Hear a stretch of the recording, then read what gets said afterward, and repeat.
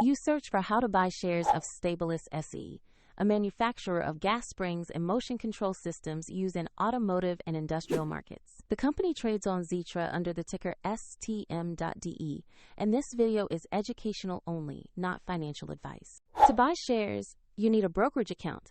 I use eToro as an example to demonstrate the steps. After registering, you must verify your account, usually with an identity document, and add funds before you can place an order.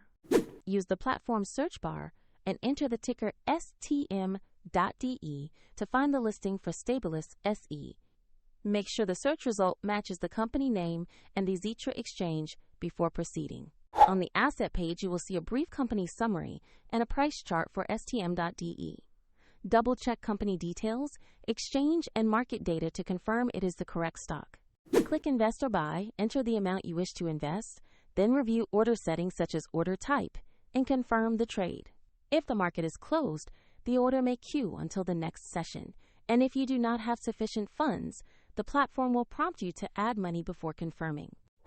After execution, the position will appear in your portfolio where you can track it over time. A link to eToro is provided in the description if you want to follow the same walkthrough.